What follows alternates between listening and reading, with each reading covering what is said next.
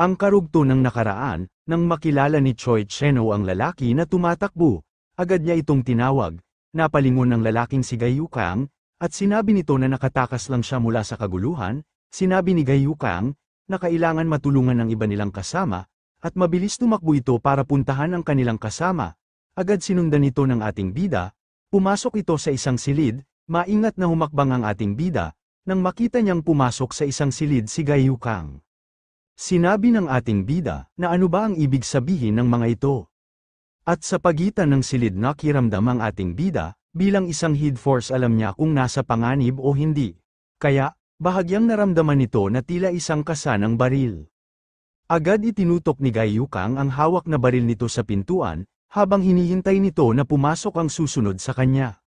Pumasok sa kanyang isipan ang kanilang huling pag-uusap ni Chief Jiang. Sinabi ni Chief Jiang kung ito ay nakahawak na ng baril dati pa. Sinagot naman niya ito ng oo, ilang beses na rin sa army. Sinabi ni Chief Jiang na ito ay lubos na naiiba mula sa army. Sinabi naman ni Gayukang na ito ay hindi maaaring magkaiba, sapagkat ito ay iisang baril lang. Habang pinaghiwalay ang baril at ang bala nito, at mabilis inilagay ang bala sa loob ng baril at ikinasa ito. Ilagay mo lang ito ng ganito, matapos ay puntiryahin mo, sabay tutok kay Chief Jiang sabay sabi na kailangan ko lang hilahin ito pakanan di ba? At hayaan mo akong magtanong sa iyo ng ilang bagay Chief Jiang, di ba sinabi mo yan kapalit ng pagtataksil ko kay Ilek, may iligtas ba ang buhay ng mga kasama ko? Muling sinabi ni Chief Jiang kay Gayukang na gusto ko malaman mo na hindi namin sila pinatay at buhay pa sila. Matapos ay hit ito ng sigarilyo bago muling nagsalita, sinabi nito isang marangal na layunin, at isipin mo na lang na ginagawa mo ito para sa isang marangal na layunin. At kung tutuusin ito ang katotohanan, sinabi ni Gayukang, kung ganun, bakit mo ako binibigyan ng chance? Agad sumagot si Chief Jiang, chance? Anong chance? Mukhang nagkakamali ka. Hindi kita binigyan ng chance, niloloko mo kami, sabay tapo ng upos ng sigarilyo. Bago sinabi na ikaw na walang kakayahan sa Ilek at Gudo, ang edad ng kaluwalhatian, ang pagiging lihaytimo ng Ilek, huwag mo ako patawanin, at para sa akin, ang Ilek ay isang grupo lamang ng mga talunan na lumalampas sa kanilang pagtanggap at ang sinasabi ko lang, huwag kang masyadong magtiwala sa Ilek. Tila banap-ay ka ng lalaking si Gayukang, galit na sinabi nito, kaya ba? Sinasabi mo sa akin ang mga espada ng Ilek, upang sumali sa panig ng mga lobo. Sigaw nito, sabay tutok ng baril kay Chief Jiang, hindi man lang kinabakasan ng takot si Chief Jiang, bahagyang umiti ito at sinabi, wolves baka mo. Ibig mong sabihin ang Jeorang, sinabi pa nito na hindi iyon, ang kanyang sinasabi, kung hindi gusto niya mag-invest ito sa Gudo. Sinabi mo sa akin na ang Gudo ang bumubuhay sa Ilek. At sinabi pa nito na si Lee Sung-hak at si Lee Sung-min ay hindi dapat ang mga nangunguna. Kaya hindi na kailangan pa ng anumang espada o lobo o gumawa ng anuman. Kung hindi ikaw bilang isang Gudo, at ikaw ang mas mahalaga. Napatingin si Gayukang kay Chief Jiang, tila pinag-aralan ng kanyang sinabi, muling nagsalita si Chief Jiang at sinabi nito, maaari bang bumaril ka ng isang tao para sa akin?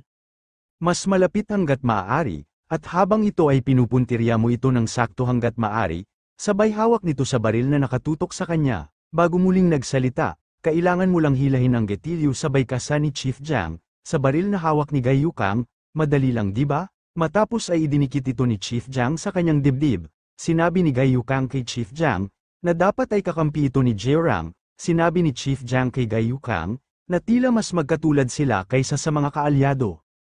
Kaya mas kailangan ka namin, walang kadena upang panatilhin ang mga ito para tingnan. Sabay itinutok ang baril paitaas. At sa kasalukuyan, naputol ang pag-iisip ni Gayukang, nang maramdaman nito na nasa harapan na ng pinto ang ating bida.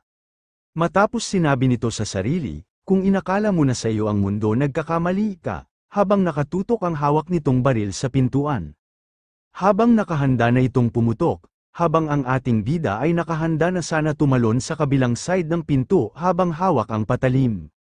Ngunit agad may pumigil sa balikat nito. Bahagyang sumulyap ang ating bida nang makita niya na si Cheno ang pumigil sa kanya, at umiling ito.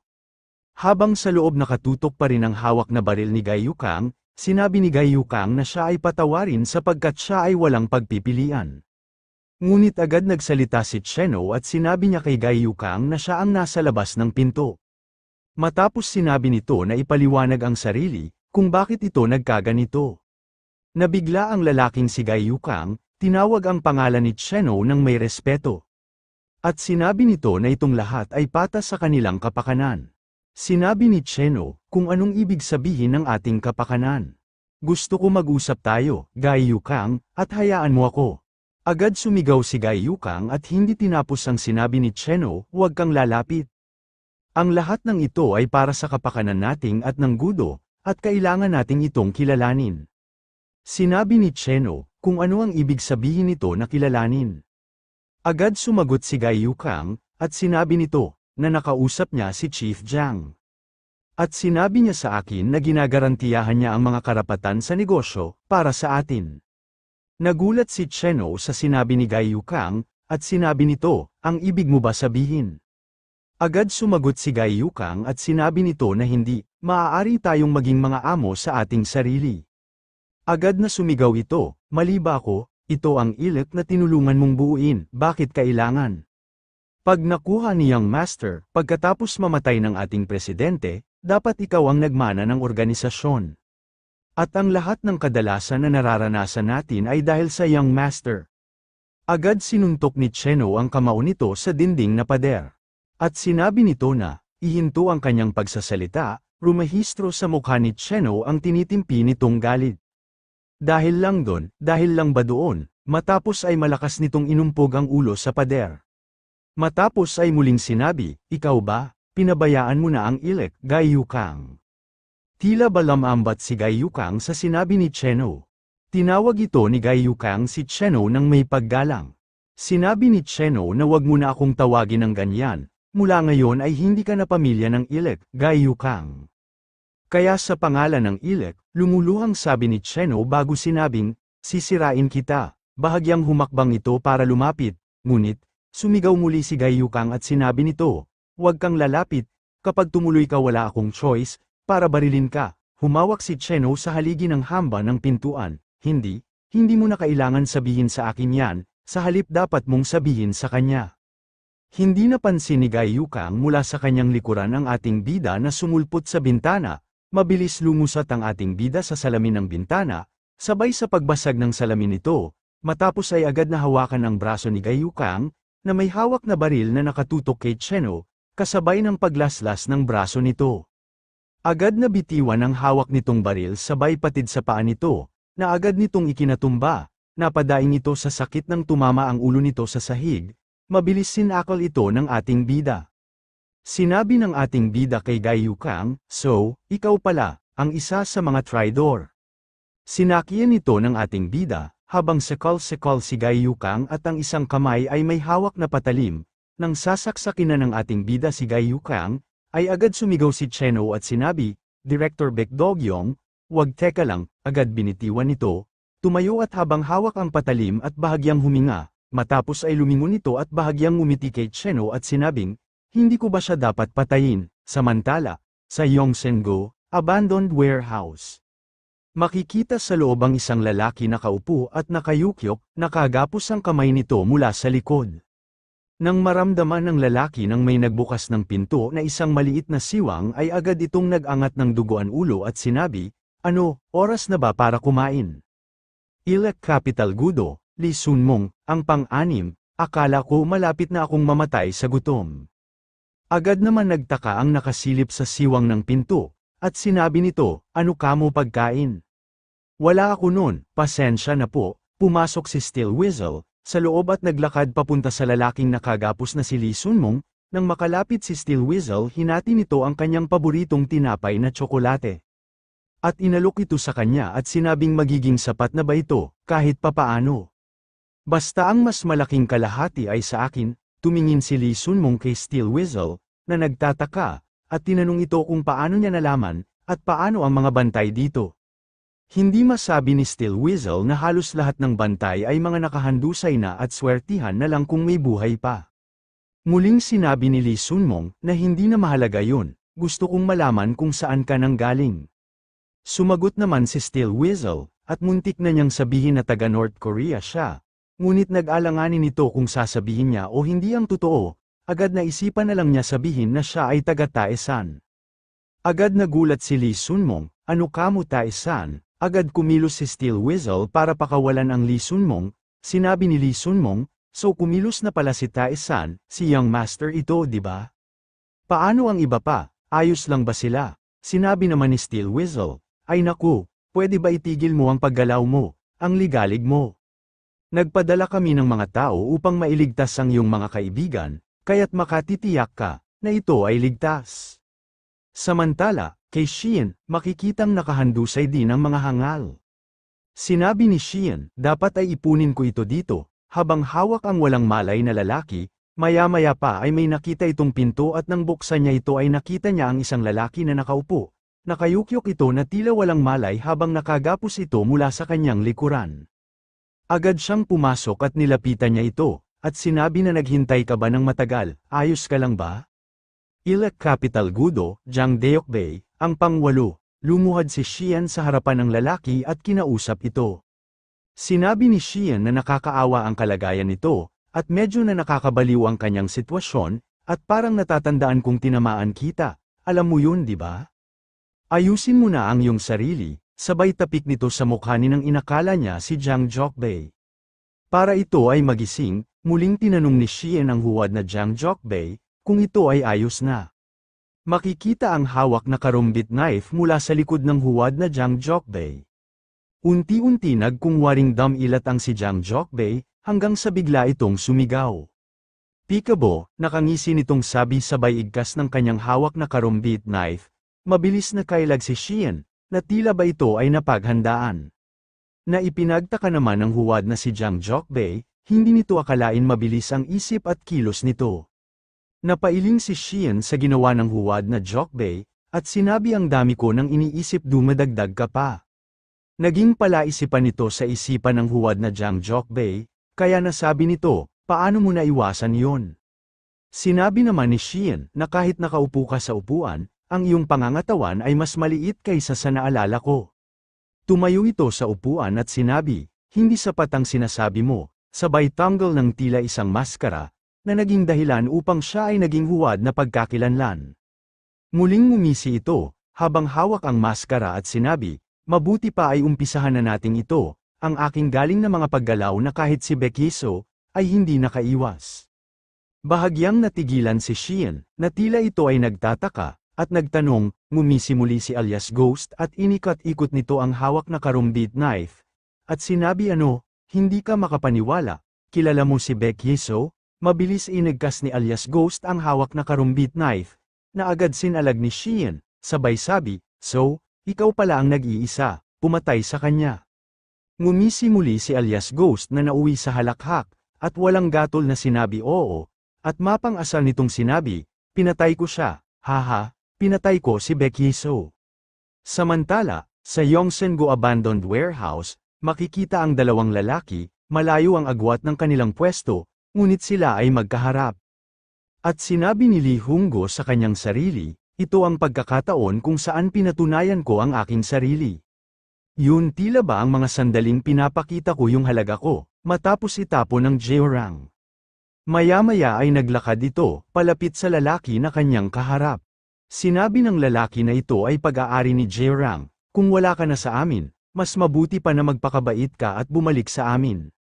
Jeorang former MSC, Jang Mansok, nang makalapit si Lee Hunggo, bahagyang hamarang sa daraanan nito si Jang Mansok, sinabi ni Hunggo, na umalis ito sa kanyang daraanan. Bahagyang nagulat si Jang Mansok, na tila ba ay ito ay nainsulto, agad sumigaw si Lee Hunggo, at sinabi, ako si Lee Hunggo ang hook ng Hanamdong. Mariin na sigaw nito sabay igkas ng kamao nito, at isa ring akong Jeorang. Ngunit nakahanda si Jang Mansok, sa pagkakataon na yun, naunahan nitong upakan si Hunggo, sabay ipinakita nito, na tila ba isang badge. Na nasa kamay nito, at maya-maya pa, binuksan ni Lee Hunggo ang isang pinto ng isang maliit na siwang. Hello, nakita nito ang isang lalaki na nakaupo at nakatungo na tila ba walang malay, at tila ba nakagapos ang mga kamay nito mula sa likod. Tinanong ni Li Honggo, kung ito ay buhay pa, agad naman naramdaman ng lalaking nakagapos na tila siya ay hindi nag-iisa. Inangat nito ang kanyang ulo, at nagtataka, Ilek Capital Gudo, Doko Yung-hil, ang pang-apat. Tinanong ni Doko Yung-hil, kung sino ito, bahagyang ngumiti ito na tila ba nahiya pa, habang inayos ang kabilang side ng buhok, ako si Hawk, galing sa Honggo Loans, pinapanta ako ni Tae-san, para ialis ka dito. Honggo Loans, nickname Hawk, Li Honggo, Tae-san Associates. Samantala, mabilis iwinasiwas ni alias Ghost ang hibla na tila ito ay sinulid ng kanyang karumbit knife. At habang papalapit si alias Ghost kay Shion, patuloy iwinasiwas ang mga hibla ng sinulid ng kanyang karumbit knife, at sinabi nito, saan ka nang galing? At paano mo nakilala si Baek Hee-soo, at bakit hindi ka isang matandang gangster para sa akin? At isa kang profesional hindi ba? Sabay inilagay ni Shion ang kanyang hood ng kanyang suot na jacket matapos ay nagsuot ito ng mask. Tapos ay muling sinabi kay alias Ghost, oh, baka naman isa ka lang. Agad pinutol ni Shion ang balak sabihin nito, sinabi ni Shion, mag-ingat ka sa iyong sinasabi kung ayaw mong putulin ko ang dila mo. Mabilis inagkas ni Shion ang kanyang patalim, ngunit agad nakaiwas si alias Ghost. Sinabi nito sa kanyang isipan, wow, muntik na ako doon, dinerecho niya agad sa aking lalamunan ang kanyang patalim, nang walang pag-alinlangan. Hindi lang yun, mas mabilis at tumpak din ang kanyang pagsipa. Sa bawat pag-atake ni Shion, hindi maiwasan ni alias Ghost na ilang beses na muntik siyang matamaan, mabilis ang maliksi ang bawat kilos nito, mga pagtalon at pagsipa nito ay gawa ng isang taong propesyonal. Muling umigkas ang patalim ni Shion, agad siya napayuko, dahil muntikan na naman siyang tamaan ng patalim.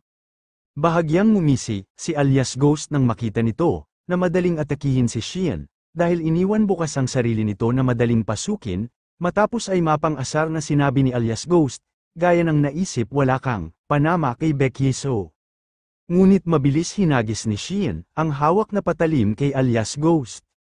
Mabilis at maliksi itong nakaiwas, kaya hindi ito nataman, bahagyang nawalang ng balanse, naikatang nito ang isang kamay sa semento, kaya agad din itong nakatayo, matapos ay tumingin kay Shion mabilis siyang magtapon ng kutsilyo, kaya sinadya niyang iwan ang sarili na bukas para itago ang totoong atake niya.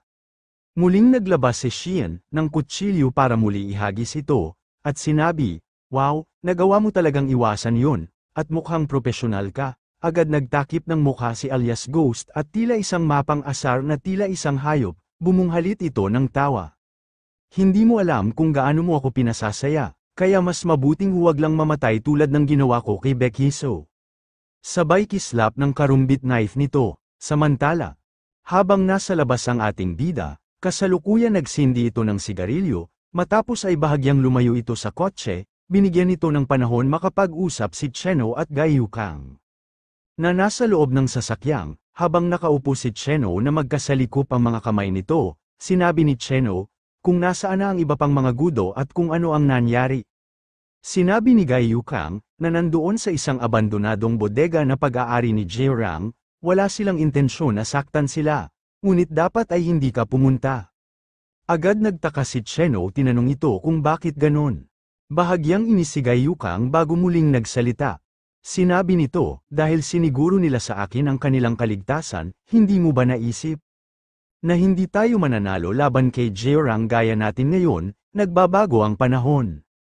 At sa puntong ito, dapat ibigay mo na lang si Young Master at Tae-san kay Jae-rang, agad umigkas ang kamao ni Cheno sa mukha ni Gayukang, pamaling ang mukha ni Gayukang, sa kabila, nabigla ito, sa ginawa ni Cheno, at tinawag si Cheno, ngunit hindi pa rin tumigil ito muling sinapak ito, matapos ay dinaklot ang kwelyo ng damit, matapos ay sinabi ni Cheno na itikom mo yan bibig mo, at sisiguraduhin ko na pipira-pirasuhin kita, duguan ang mukha ni Gayukang at kahit nasaktang ito, at tila nahihirapan na, muling tinawag ni Gayukang si Cheno, na, sinabi pa rin nito na wala na si Ilek.